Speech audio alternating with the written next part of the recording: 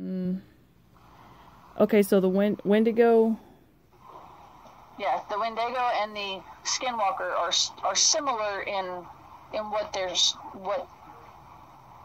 stories that I've heard from, not from sensationalism and TV and horror movies, but I talked to this old man, and it was a long, long time ago, but he said that the Skinwalker, if the tribe was under threat and it was against a foe they couldn't beat, face to face with their warriors, they would choose their bravest warrior, and he would go through a ritual, and he would become the Skinwalker or the Wendigo, depending on. I don't know if they're pretty much the same thing, just different names like Sasquatch and Yeti and Bigfoot, Mm-hmm. or if they really are two different things. But the Skinwalker, he was telling me about the Skinwalker, and he said that they would pick their bravest warrior, and he would turn into the Skinwalker, and from there he could turn into any animal form that he wanted to, or back into human.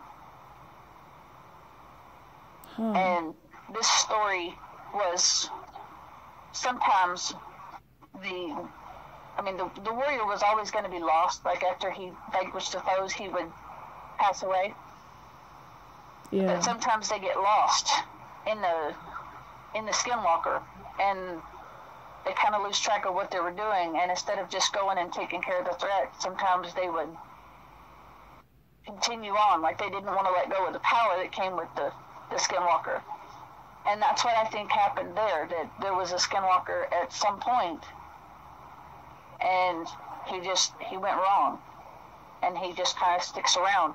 And I don't know if it was attached to the property, or if there was something, there's part of the canyon that goes, not like right across the road, but yeah, across from the railroad tracks over there, there's more canyon area. Yeah. And I think whatever happened there, or whatever is attached there, has been going on for a long time. Because if you look at things out there, they have you could see where they had electric fencing along the top of the fence posts and the top of the fence. Now, I understand at the bottom for coyotes and other critters, but what are you trying to keep out on the top of the fence? Yeah. And when all this started happening, I just wanted to walk around the property and explore it and just look around. And over on that area, across, like if you're standing in the doorway where the hog shed or whatever it was is over there, there was an old doghouse. And inside that doghouse, there was 3 dead rabbits. But they weren't eaten, or they didn't have bite marks or anything like that on them. Their heads were squished. Yeah.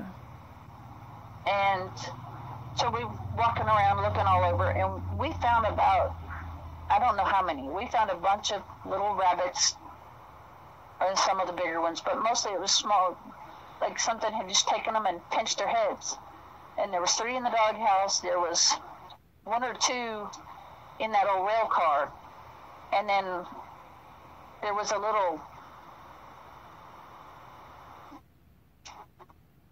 I guess maybe it was a little barn or something at the back, not the little tiny lean-to, but the other little wooden building all the way at the back. Yeah. We went in there, and there was claw marks all over the walls, and it looked like old blood splattered around in there. Huh. And it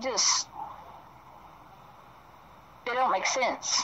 And most of the things, or a lot of the things that we've experienced don't fit in with, people's spooks and haunts that you hear about on TV, and they have documentaries and stories and websites.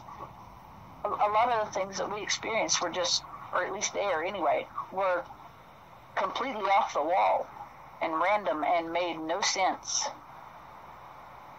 Yeah. All right. Well, cool. Thanks for telling me about that part.